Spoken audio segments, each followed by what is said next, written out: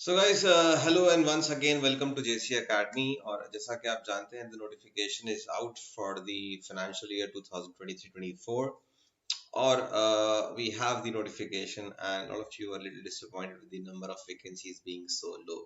खैर उसकी बात तो हम करेंगे ही करेंगे, बट इस सेशन में जो मेजर पर्पस है मेरा वो ये है कि हम की पॉइंटर्स को टच अपॉन करें so that we don't miss out on any important information pertaining to the notification. Apart from this बहुत सारे बच्चे कॉन्स्टेंटली मुझे कॉल करके बहुत सारे क्वेश्चंस पूछ रहे हैं, और जो क्वेश्चंस आप पूछ रहे हो उन सभी का आंसर मैंने इस एक छोटे से वीडियो में करने का कोशिश करा है। राइट, मैंने की पॉइंट्स को ऑलरेडी हाईलाइट करा हुआ है, तो 10-12 मिनट के अंदर हम पूरी बात समझ जाएंगे कि नोटिफिकेशन में क्या है। और अगर हम फॉर्म भर रहे हैं and we filling the form for the vacancies, what are the key points that we need to keep into mind, right? So I'll quickly take you through the notification and will make you aware of the key pointers that you need to keep into mind, right? So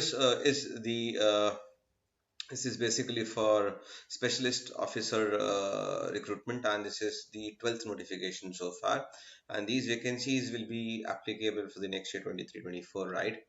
अब ये सारी vacancies के लिए ये notification आया है, और जैसा कि आप जानते हैं कि examination will be 2 tier examination.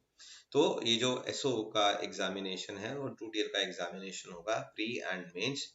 Preliminary examination आप जानते हैं कि क्वालिफाइंग नेचर का होता है आईबीपीएस का, ये भी this will also be qualifying in nature. तो आपको केवल पेपर 1 यानी कि आपको प्री का जो एग्जामिनेशन है वो क्वालिफाई ही करना है बस।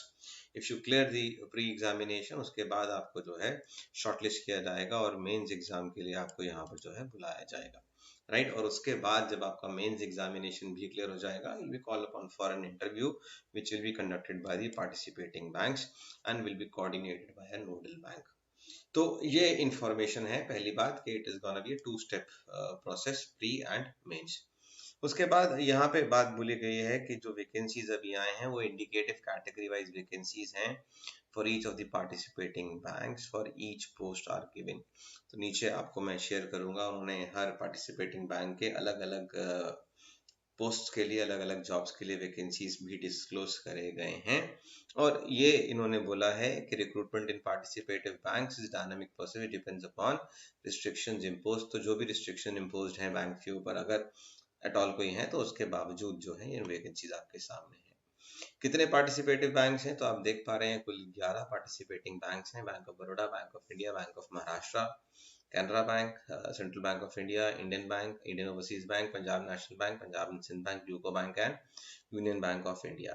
अब आती है कि डेट्स क्या हैं, तो टेंटेटिव शेड्यूल ये है, और जनरली आईबीपीएस जो है टेंटेटिव शेड्यूल को बहुत ही स्ट्रिक्टली फॉलो करता है, तो इसमें चेंजेस होने के चांसेस आप मान के चलिए ना के बराबर होंगे, राइट।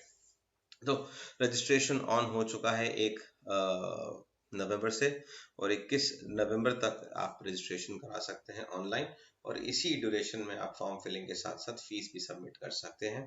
कॉल लेटर्स आपको आ जाएंगे प्री एग्जामिनेशन के दिसंबर 2022 में, और ऑनलाइन एग्जामिनेशन प्री जो है आपका 2 डेट्स को बोला गया है, 24 दिसंबर और 31 दिसंबर 2022। तो काफी कुछ पिछले साल के जैसे ही डेट्स हैं यहाँ पर भी। इसका रिजल्ट जनवरी में आ जाएगा, generally second week of January में रिजल्ट आ जाता है, और उसी के तुरंत बाद आपकी download of call letters for the online mains examination होगा। जनवरी के एंड में 29 ऑफ जनवरी को आपका होगा मेंस एग्जामिनेशन, और इसका भी रिजल्ट जो है ऑनलाइन मेन एग्जामिनेशन का फरवरी में आ जाएगा।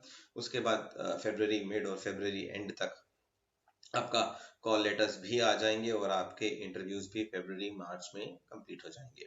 और अलॉटमेंट आपका 1 अप्रैल 2023 को होगा, क्योंकि 31 मार्च को बैकलॉग क्लियर होगा और जितनी भी नोटिफिकेशन है वो क्लियर होंगे, और उसके बाद जो है आपका अलॉटमेंट 1 अप्रैल 2023 को आपको आपका बैंक अलॉट हो जाएगा। एलिजिबिलिटी की अगर हम बात करें तो मैं सिर्फ की पॉइंटर्स यहाँ पढ़ रहा हूँ, और नीचे डिस्क्रिप्शन में मैं इस पीडीएफ का भी लिंक आपको दे दूंगा, और साथ साथ टेलीग्राम चैनल जो मेरा है उसका भी लिंक मैं नीचे छोड़ दूंगा, जिसमें कि अगर आपको कोई क्वेरी वगैरह हो तो आप वहाँ पे कनेक्टेड रह सकते हैं, और कुछ भी इंपॉर्टेंट इन्फॉर्मेशन होती है तो हम आपके संग शेयर करेंगे, राइट। एक बात ध्यान रखिएगा कि एक बार आपने जिस कैटेगरी से फॉर्म भरा उसको आप बाद में चेंज नहीं कर पाएंगे, तो बहुत ही सोच समझ के अपनी कैटेगरी जिससे आप भर रहे हैं उसको बहुत ही सोच समझ के आप भरें, और उसके बाद एक बार आपका फॉर्म सबमिट हो गया उसके बाद कोई भी चेंज जो है रजिस्ट्रेशन प्रोसेस कंप्लीट करने के बाद will not be allowed. So यहाँ लिखा हुआ है, please know that no change of category will be permitted at any stage after registration of online application. कई बच्चे बोलते हैं कि सर मैंने गलती से ओबीसी की जगह जनरल कर दिया या वाइस वर्सा, तो कैटेगरी बहुत ध्यान से भरिएगा। अगली जो इम्पोर्टेंट क्वेश्चन और एफएक्यू पूछा जाता है वो ये सबसे ज्यादा पूछा जाता है कि सर मेरा एज का क्या एप्लीकेशन है। तो आज यानी कि सॉरी आज नहीं, 1 नवंबर 2022 के हिसाब से आपकी एज जो है 20 साल से कम नहीं होनी चाहिए और 30 ईयर्स से ज्यादा नहीं होनी चाहिए। So it should be not less than 20 years, should not be more than 30 years. इसको सरल बनाने के लिए जनरल कैटेगरी स्टूडेंट्स के लिए a candidate should not be born earlier than 2nd of November 1992 and should not be born later than 1st of November 2002। तो ये आपका जो है 10 साल का गैप हो गया। इसके बाद आप पैदा नहीं होने चाहिए और इसके पहले सॉरी और हाँ इसके पहले आप पैदा नहीं होने चाहिए, और ये बोथ डेट्स इंक्लूसिव हैं, यानी कि अगर आपका डेट ऑफ बर्थ 2 नवंबर 1992 है आप एलिजिबल हैं। अगर आपका डेट ऑफ बर्थ 1 नवंबर 2002 है आप एलिजिबल हैं। 2 नवंबर 2002 है आप एलिजिबल नहीं हैं। 1 नवंबर 1992 है आप एलिजिबल नहीं है। तो आई होप ये एक मेजर पॉइंट है जिसको लेके बच्चे हमेशा कंफ्यूज होते हैं, इसमें क्लैरिटी मैं दे पाया। फिर चूंकि हम आज ज्यादातर बात करेंगे मार्केटिंग ऑफिसर की और एचआर ऑफिसर की पोजीशंस को लेके, बट मोरलेस ये इंस्ट्रक्शंस जो हैं सभी के लिए अप्रोप्रिएट है और सभी के लिए बराबरी से ही फॉलो होंगे, राइट।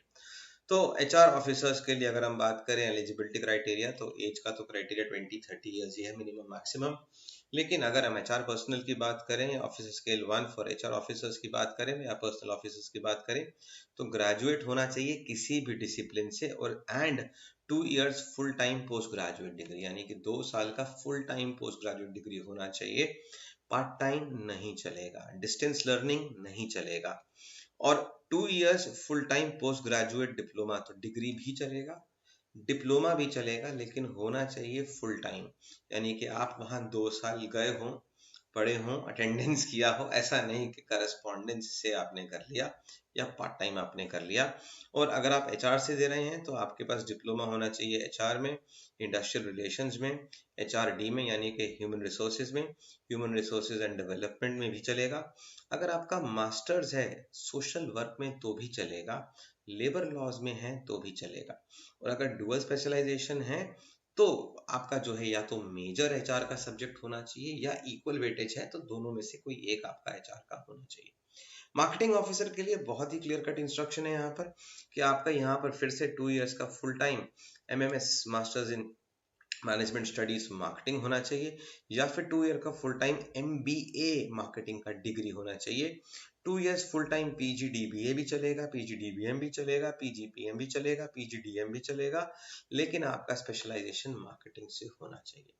कई बच्चे पूछते हैं कि सर रिटेल मैनेजमेंट से करा है, इंटरनेशनल मार्केटिंग से करा है, तो आप चेक करिए कि आपके डिग्री पे क्या लिखा है। MBA in retail management it will work, MBA in international marketing it will work, but आपका स्पेशलाइजेशन जो है वो मार्केटिंग से होना चाहिए। अगर आपका डुअल स्पेशलाइजेशन है, मैं बार बार इस बात को बोल रहा हूँ, तो डुअल में दो सिनारियोज होंगे, या तो इक्वल वेटेज होगा, उनमें से एक आपका मार्केटिंग होना चाहिए, और अगर मेजर माइनर है तो मेजर आपका मार्केटिंग होना चाहिए, माइनर नहीं होना चाहिए। यहाँ पे कई क्वेश्चंस बच्चे ये भी पूछते हैं कि सर हमारे में तो डुअल है लेकिन कहीं लिखा नहीं है कि इक्वल वेटेज, तो वहां पे जो आपके नंबर ऑफ सब्जेक्ट्स होंगे वो बराबर बराबर होंगे। इनकेस फॉर एग्जांपल आपने मार्केटिंग के साथ साथ आईटी से करा है या मार्केटिंग के साथ साथ आपने फाइनेंस से करा है, तो जितने पेपर आपके सेमेस्टर 3 और सेमेस्टर 4 में मार्केटिंग के होंगे उतने ही पेपर्स आपके फाइनेंस या आईटी के होंगे, राइट। अगर कहीं भी डुअल स्पेशलाइजेशन या इक्वल वेटेज या मेजर माइनर नहीं लिखा है तो आप अपने इंस्टीट्यूट से, अपने कॉलेज से, अपने यूनिवर्सिटी से एक सर्टिफिकेट लेटर ले सकते हैं जो कि इस बात को प्रूव कर दे कि ये या तो डुअल स्पेशलाइजेशन है या फिर आपने मार्केटिंग जो है मेजर्स में करा है, तो दैट विल सफाइस। और मुझे लगता है कि सबसे ज्यादा बार पूछे जाने वाला क्वेरी है जो मैं यहाँ पे एड्रेस कर रहा हूँ। In case of dual specializations, यहाँ पे already mentioned है, one of the fields of specialization should be in the field prescribed in the case of major minor specializations. Major specialization should be in the stream prescribed. तो वही बात आ गई कि अगर आपने मार्केटिंग से करा है तो मेजर आपका मार्केटिंग से होना चाहिए। आगे देखते हैं आगे क्या जानकारी है। ये जानकारी बड़ी इंपॉर्टेंट है। Candidate should indicate the percentage obtained in graduation calculated to the nearest 2 decimals. तो आपको जो भी आप अपना परसेंटेज करें पोस्ट ग्रेजुएशन में या ग्रेजुएशन में, वो जो है नियरेस्ट टू 2 डेसिमल प्लेसेस होगा। अब यहाँ पर एक बच्चे पूछते हैं कि सर हमारे पास तो परसेंटेज नहीं है, we have the score in CGPA or OGPA, then behind the mark sheet they must have given you how to convert the CGPA to the respective percentage. So according to that conversion table or the process, you can convert your CGPA score to a respective percentage, and that should be up to 2 decimal places, right? तो ये बात यहाँ पर भी हो गई, and it has to be converted into percentage and indicated in online application. One more thing, जब आप percentage में convert करेंगे तो अगर आपका नियरेस्ट टू डेसिमल प्लेसेस 59.99 आ रहा है तो उसको 60 मत कर दीजिएगा, leave it as 59.99. it will be treated as less than 60 and not equal to 60, and same goes over here. अगर 54.99 आ रहा है तो भी वो 55 से कम माना जाएगा। अब यहाँ पर हाल फिलहाल मुझे तो कहीं नहीं दिखा कि मिनिमम परसेंटेज क्वालिफाइंग मार्क्स हो कि 55 से ज्यादा वाले ही अप्लाई कर सकते हैं। सो this is something which should not be very much bothered about. कहीं कोई ऐसा नहीं दिया गया है कि मिनिमम आपका पासिंग परसेंटेज पोस्ट ग्रेजुएशन में 60 या 55 या 50 होना चाहिए। तो अगर वो नहीं है तो जो एग्जैक्ट आपका परसेंटेज आ रहा है वो आप लिख दीजिए, वो ज्यादा बेहतर है इसके कंपेरेटिवली कि आप परेशान हो या दिमाग लगाए, right. And candidates can apply for only one post. पिछले बार ये भी कुछ क्वेरीज आए थे बच्चों के मेरे को कि सर मेरा तो डुअल स्पेशलाइजेशन है मार्केटिंग और एचआर से, तो मैं क्या 2 एप्लीकेशन फॉर्म भर सकता हूँ? नो, आप 2 एप्लीकेशन फॉर्म्स नहीं भर सकते। या तो डिसाइड कर लीजिए कि मार्केटिंग ऑफिसर के लिए जाना है, या आईटी ऑफिसर के लिए जाना है, या फिर एचआर ऑफिसर के लिए जाना है, right. So only one application is allowed, एक ही पोस्ट के लिए आप अप्लाई कर सकते हैं। बाकी एज रिलैक्सेशन भी है कुछ कैटेगरी वाइज स्टूडेंट्स के लिए, non creamy layer OBC students के लिए, इसको आप देख सकते हैं। आगे बढ़ेंगे। The maximum age limit specified is applicable to general category candidates and economically weaker sections of the candidates. तो ईडब्ल्यूएस और जनरल कैंडिडेट्स के लिए सेम ही मैक्सिमम एज है। धीरे धीरे और आगे बढ़ते हैं। मैंने सारी की सारी इंपॉर्टेंट इन्फॉर्मेशन ऑलरेडी हाईलाइट करी हुई है for you to go through. ना ईडब्ल्यूएस को लेकर काफी सारे बच्चे क्वेरीज आ रहे हैं मेरे पास। कुछ फोन ये भी आए कि sir should we apply from EWS or should we apply from general category? I think this question doesn't make sense. Why? Because it is clearly mentioned as to who will fall in the EWS category. और खास तौर पे मैंने वो pointers highlight करे हैं जहाँ पे क्लियरली ये समझाया गया है कि आप किन किन केसेस में EWS कैटेगरी में नहीं आएंगे। So I would request you to go through this page number 7 on the notification, which clearly mentions कि कौन कौन EWS कैटेगरी में एलिजिबल है और कौन EWS कैटेगरी में एलिजिबल नहीं है।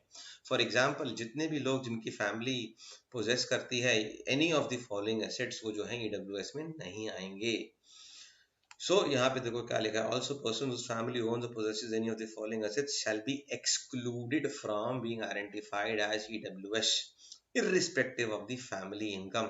तो इनकम अकेला एक क्राइटेरिया नहीं है, इनकम के साथ साथ अगर ये कंडीशंस भी हैं तो भी आप EWS से एक्सक्लूड हो जाएंगे। जैसे कि आपके फैमिली के नाम पर 5 एकड़ का एग्रीकल्चरल लैंड है उससे ज्यादा, रेजिडेंशियल फ्लैट 1000 स्क्वायर फुट का और उससे ज्यादा, मुझे लगता है काफी सारे बच्चे तो इसी पॉइंट में एलिमिनेट हो जाएंगे।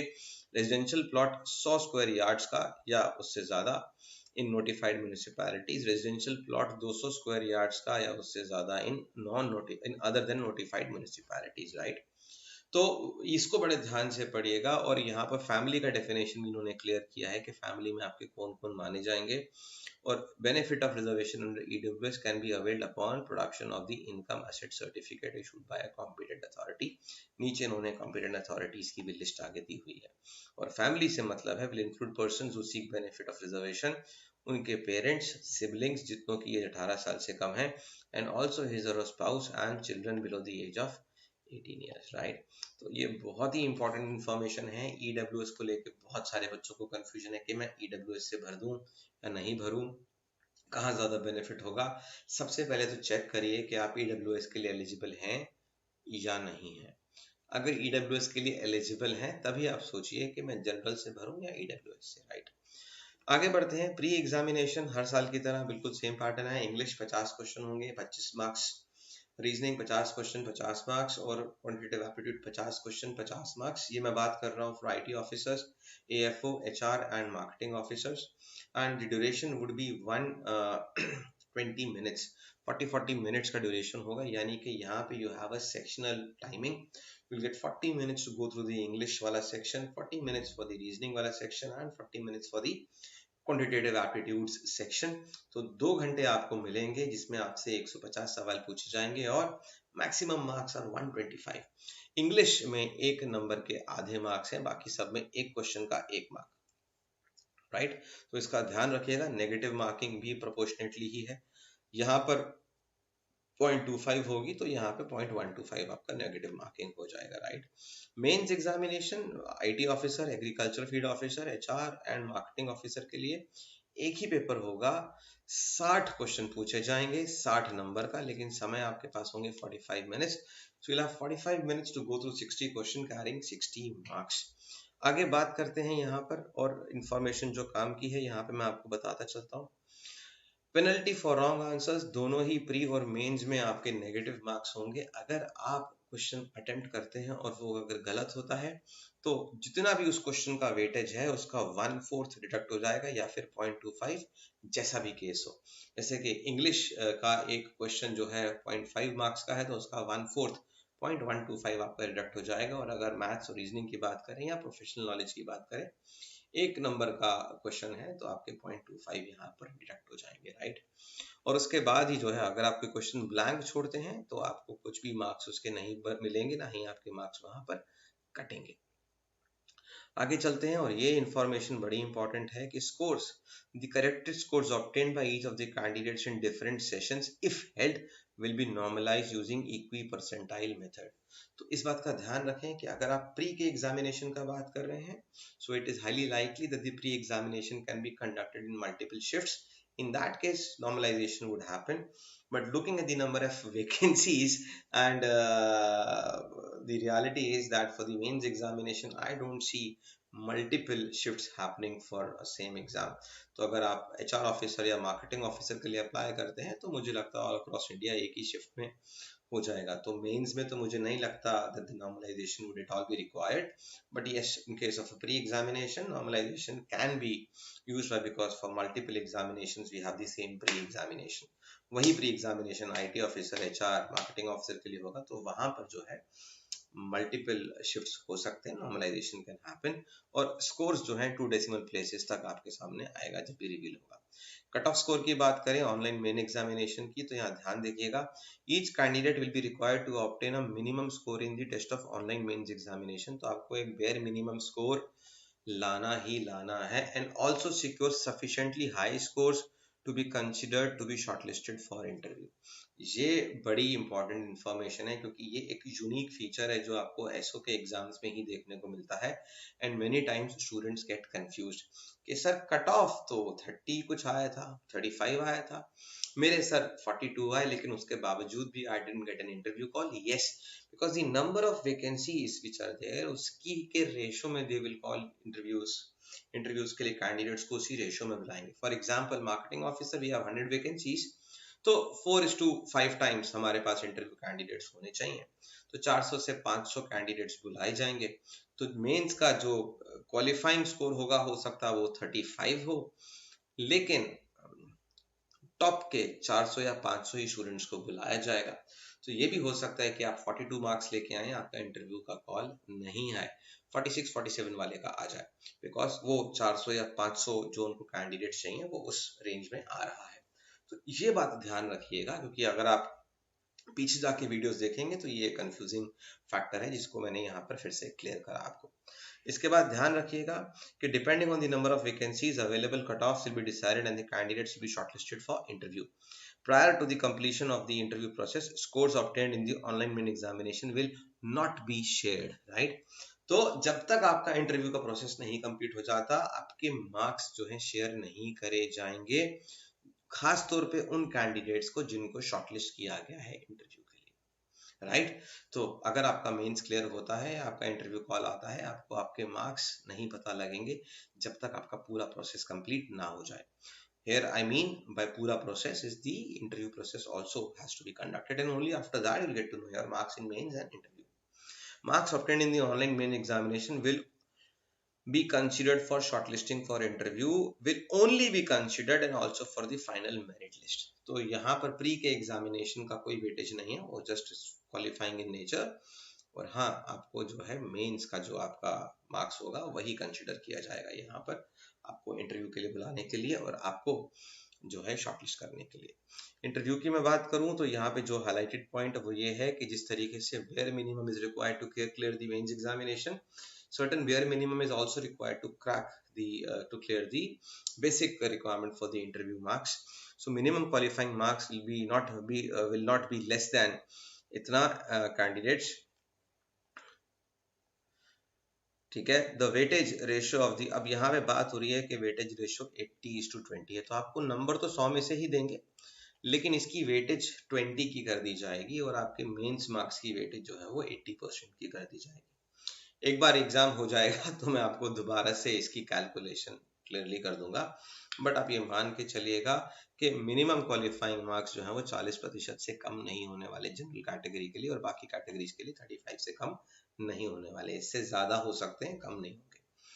The combined final score shall be arrived on the basis of the total scores obtained by the candidates in both the online mains examination and the interview score of the candidates, and failing to secure minimum qualifying marks or otherwise, अब यहाँ पर एक catch है कि आपको दोनों में, mains में और इंटरव्यू में, दोनों में मिनिमम क्वालिफाइंग मार्क्स लेके आना है। किसी भी एक में अगर आपने नहीं स्कोर कर पाए तो आप रेस से बाहर हो जाएंगे और आप will be barred from interview और further process. Candidate should qualify both in the mains examination and interview and should be sufficiently high in the merit to be shortlisted for the subsequent provisional allotment. आगे बढ़ते हैं। Marks sheets of certificates of qualification, proper documentation for from both university for having declared the result on or before has to be submitted.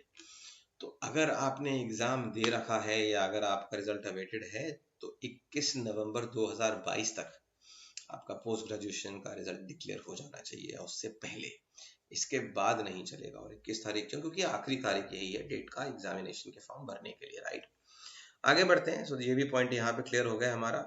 आगे देखें, the competent authority of the for the issue of the certificate of SC ST OBC economically weaker section with benchmark disabilities as is at under. काफी सारे students मेरे को पूछते हैं कि sir SC ST का सर्टिफिकेट, OBC का certificate, EWS का सर्टिफिकेट कहाँ से बनवाना है? तो नीचे लिस्ट दी गई है और आगे जाके एनेक्चर्स में फॉर्मेट भी दिया गया, you can just follow that. आपको बस थोड़ा पेशेंस से इस नोटिफिकेशन को एक बार मेरे वीडियो देखने के बाद have to go through it in detail, right. But मैं आपको पूरे के पूरे पॉइंटर्स यहाँ बता रहा हूँ, take you through the important points that you need to keep into mind. अगली बात जो है यहाँ पे देखी गई है, provisional allotment. Vacancies given in the advertisements are indicative. क्यों? क्योंकि अभी भी काफी सारे बैंक्स ने NR, they have not reported their vacancies yet, and that is why they are saying the number of vacancies is still indicative. And yes, by saying so, they do really mean that there are chances for the vacancies to increase or maybe change in future, right? Provisional allotment shall be done on the basis of the final vacancies to be reported by the participating banks. So there will, or there might, I should rather say, there might be an updation of the number of vacancies at a later point of time. But as of right now, आप 100 मान के चलिए for marketing officer, right? A candidate belonging to the reserve category selected on the basis of norms is applicable to general category will be treated at par with the general category candidate. ये भी एक important information है जो काफी सारे बच्चे इसको लेकर यहाँ पे confused रहते हैं। अब यहाँ पर भैया एक बात ध्यान रख लीजिए, फोटो खिंचवाने को लेके बड़ा इशू है। कई सारे कैंडिडेट्स कहते हैं कि सर हमसे पता नहीं कोई एक अंडरटेकिंग साइन करा लिया गया है वहां पे, क्योंकि जो फोटोग्राफ हम लेके गए थे और जो हमने फॉर्म में भरा वो सेम नहीं था। आपसे रिक्वेस्ट है, कंजूसी मत करिए, अपने 2 3 4 साल पुरानी फोटोज मत डालिए, एक अच्छी सी फोटो, कायदे की फोटो खिंचवा लीजिए, वही अपलोड करिए और उसके 10-12 कॉपीज अपने पास रख लीजिए प्लीज। आप बहुत सारे हैसल से बच जाएंगे, मैं आपको बता रहा हूँ। फोटो से रिलेटेड बहुत सारी इंफॉर्मेशन मैंने यहाँ पे हाईलाइट करी है, please do go through it. कुछ बच्चे क्या करते हैं कि 3-4 साल पुराने फोटोज लगा दिए, पड़े हुए कहीं तो यूज नहीं आ रहे, यहीं कर लेते हैं। बाद में बड़ा पछताते हैं, क्योंकि मेरे जैसे कई लोगों के बाल कम हो जाते हैं, कुछ लोगों की दाढ़ी आ जाती है, कुछ लोगों के फीचर्स थोड़े से चेंज हो जाते हैं, तो वहाँ दिक्कत आ सकती है। तो आप अपना लेटेस्ट फोटोग्राफ ही लेके जाएं, आपसे रिक्वेस्ट है। और जो भी आप एप्लीकेशन फॉर्म में करें, उस फोटो के मल्टीपल कॉपीज, 10-12 कॉपीज बना के रख लीजिए, जो आपको काम में आए। आगे बढ़ते हैं, और आगे जो है ये बहुत बहुत इंपॉर्टेंट इंफॉर्मेशन है। लास्ट ईयर मेरा एक बहुत ही डिजर्विंग कैंडिडेट फाइनल में जाकर, लास्ट में जाकर रिजेक्ट हो गया, इस कारण की वजह से। जब आप अपना हैंड रिटन डिक्लेरेशन देते हैं, तो वो आपका हैंड रिटन डिक्लेरेशन होना चाहिए। थंब इंप्रेशन आपके लेफ्ट थंब का इंप्रेशन होना चाहिए, और अगर आपका लेफ्ट थंब नहीं है, तभी आपके राइट थंब का इंप्रेशन होना चाहिए। ये नहीं कि लेफ्ट और राइट में से कोई भी लगा दो, नहीं है, क्लियरली लिखा है कि प्रेफरेबली आपका लेफ्ट थंब इंप्रेशन होना चाहिए। बहुत ही कम केसेस ऐसे होंगे, या हो सकता है ना भी हो, ईश्वर करे, कि आपको अपने राइट थंब का यूज करना पड़े, राइट। तो लेफ्ट थंब का ही इंप्रेशन रखिएगा। और यहाँ पर क्या बोला गया है, हैंड रिटन डिक्लेरेशन, मैं दोबारा दिखा देता हूँ। और नीचे टेक्स्ट दिया गया है कि डिक्लेरेशन में आपने ये लिखना है, ठीक है। बोल रहे हैं कि handwritten declaration has to be in the candidate's handwriting and in English only. Hindi में डिक्लेरेशन नहीं चलेगा। आप बोलो मेरी हैंड राइटिंग गंदी है, मैं किसी दोस्त पड़ोसी भाई बहन से लिखवा लेता हूँ, नहीं चलेगा। आपकी हैंड राइटिंग में होना चाहिए। और इस बात का ध्यान रखिए, जो है ना तो ये डिक्लेरेशन और ना ही सिग्नेचर कैपिटल लेटर्स में नहीं चलेंगे। जी हाँ, ना तो ये अंडरटेकिंग और ना ही signature will not be accepted in capital letters. आपको लग रहा है मैं बात 2 बार बोल रहा हूँ, क्यों? पिछले साल एक मेरा बहुत ही डिजर्विंग कैंडिडेट इस वजह से जो है डिस्क्वालीफाई हो गया था। मुझे इतना दुख हुआ था उस बात का कि मैंने कहा नहीं, अगली बार जब भी मैं नोटिफिकेशन आएगा, I will make a point कि मैं इस बात को एम्फेसाइज करके बताऊं। मैं नहीं चाहूंगा कि आप में से कोई भी इस छोटी सी गलती से डिस्क्वालीफाई हो जाए। तो प्लीज रिक्वेस्ट है आप लोगों से, कैपिटल लेटर्स में सिग्नेचर मत करिए, डिक्लेरेशन कैपिटल लेटर्स में मत लिखिए, अपनी खुद की हैंड राइटिंग में लिखिए और इंग्लिश में ही लिखिए। साफ साफ यहाँ पे लिखा हुआ है, if it is written by anybody else and uploaded or in any other language the application will be considered as invalid. आपकी एप्लीकेशन इनवैलिड मानी जाएगी। Forget about the entire remaining process. In the case of candidates who cannot write, may get the text of declaration typed and put their left thumb impression. If not able to sign also, below the typed declaration and upload the document as per specifications. ये बहुत ही extreme case की बात हो गया, तो इस बात का ध्यान रखिएगा। यहाँ देखिए फिर से लिखा है that the above mentioned handwritten declaration has to be in the candidate's handwriting and in English only and should not be in capital letters. So please take a point, take a note of this particular point. It's very very important. Fees आप सबको पता है 175 रुपए SC ST PW BD candidates के लिए, और बाकी candidates के लिए 850 रुपए है। यहाँ पर एक बात और ध्यान से देख लीजिएगा कि candidates are advised to carefully fill in the application form themselves and as no change in any of the data field. कई बच्चे जल्दबाजी में पापा का नाम गलत एंटर कर देते हैं, मम्मा का नाम गलत एंटर कर देते हैं, मार्क्स के डिजिट्स आगे पीछे कर देते हैं, डेट ऑफ पासिंग में गड़बड़ कर देते हैं। भैया ये चीजें एक नहीं दो नहीं 3 बारी क्रॉस चेक कर लीजिए, और कोशिश करिए खुद से ही फॉर्म भरें। खुद से नहीं भर रहे तो जिससे भरवा रहे हैं उसके बगल में बैठें और एक एक चीज रीड करके साथ में करें। कम से कम इतना जरूर करें, मेरा सबसे रिक्वेस्ट, राइट। छोटी छोटी चीजें हैं लेकिन दे गो अ लॉन्ग वे। एक गलती करेंगे तो पूरा 1 साल पीछे हो जाएंगे, राइट। तो बस कंप्लीट रजिस्ट्रेशन क्लिक करने से पहले सब कुछ डबल चेक ट्रिपल चेक कर लें, रजिस्ट्रेशन कंप्लीट हो जाए, उसके बाद कुछ भी चेंज नहीं हो पाएगा। So this is very very important. आगे बाकी सब आपको एनेक्सर्स दिए हुए हैं। I don't think so anything else is there. मैं एक बार फिर भी देख लेता हूँ, मैंने कुछ पॉइंट अगर हाईलाइट किया होगा। हाँ जी, अब आती है काम की बात, जो है नंबर ऑफ वैकेंसीज। काफी सारे बच्चे इस बात को लेकर परेशान है कि सर वैकेंसीज तो इतनी कम आई है, व्हाई शुड वी अप्लाई। अच्छा, आप नहीं करोगे तो ये वैकेंसी खाली तो जाने नहीं वाली है कि नहीं, और आप नहीं अप्लाई करोगे तो कोई तो करेगा ही, और जो कोई करेगा वो पाएगा ही पाएगा। लास्ट टू लास्ट ईयर भी ऐसे हुआ था कि 100 से भी कम वैकेंसीज थे। I think 65-70 odd vacancies were there and all of them got filled, right, and students did get job. उस 65-65-70 वैकेंसीज में भी मेरे 28-30 कैंडिडेट्स निकल गए। तो दोस्त, अगर आप नहीं करोगे तो लाइन बहुत लंबी है, आपके पीछे 10 लोग और खड़े हैं तैयारी करने के लिए। ये भी हो सकता है कि सोशल मीडिया में ग्रुप्स में लोग आपको डिस्करेज करें, अरे 100 वैकेंसीज हैं, 44 वैकेंसीज हैं आईटी ऑफिसर की। आप खुद देखिए, एएफओ की पहली बार बहुत समय में ऐसा हुआ है कि 1000 से कम वैकेंसीज आई हैं, और आपका एचआर ऑफिसर तो काफी कम है, 15 वैकेंसीज है, मार्केटिंग ऑफिसर केवल 100 वैकेंसीज हैं। काफी सारे बच्चे हो सकता है ये चर्चा कर रहे हो अपने अपने ग्रुप्स में कि भाई बहुत कम वैकेंसीज आई हैं, हम तो नहीं भरेंगे इस बारी। आपको क्या पता है कि वो सही में नहीं भरेंगे? आपको क्या ये लगता है कि वो सही में तैयारी नहीं कर रहे? अगर वो तैयारी नहीं ही कर रहे तो उस ग्रुप में ही क्यों है? तो आप अपना पहले देखिए कि आप क्या करने वाले हैं, right? Focus on your target. I would suggest is 825 रुपए, 75 रुपए, जितना भी फीस है, जो भी आप प्रिपरेशन करेंगे उसमें जो भी पैसा खर्च करेंगे, वो बहुत ज्यादा अमाउंट नहीं होगा। आई एम 100% श्योर, आप कहीं से भी प्रिपरेशन कर लीजिए, हमारे साथ करिए, कहीं से भी कर लीजिए, कितनी भी प्रिपरेशन कर लेंगे, 2 3 4 हज़ार से ज्यादा आपका खर्च नहीं होगा। I can bet on that. But एक साल आप पीछे हो जाएंगे, राइट? और वो एक साल में आप ऑन एन एवरेज एक स्पेशलिस्ट ऑफिसर का एक साल का जो पैकेज है, सैलरी है, वो 7 to 9 lakhs on an average रहता है, which is a very handsome package for a beginner at scale number one, scale one, right? So don't lose this as an opportunity, right? तो इस बात का ध्यान रखिए, 15 वैकेंसीज आई हैं एचआर में, और मार्केटिंग में आई हैं 100 vacancies. But the brighter side is कि ये इंडिकेटिव है, जैसे कि नोटिफिकेशन में लिखा है, और कुछ बैंक्स ने, बल्कि आधे से ज्यादा बैंक्स ने, आधे बैंक्स ने करीब 11 में से कितने, 11 में से 6 बैंकों ने तो जो है आपको एनआर ही दे दिया। तो हाईली पॉजिटिव रहिए, सोच के रखिए कि हो सकता है वैकेंसीज बढ़ जाए, नहीं भी बढ़ेंगे तो हम 100 के लिए तो तैयार करेंगे ही करेंगे, राइट? एक बार मन बना लीजिए, then there should be no looking back. मैंने लास्ट वीडियो में भी ये बोला था कि कुछ भी वापस जाके ये नहीं करना कि अब हम कर ले तैयारी।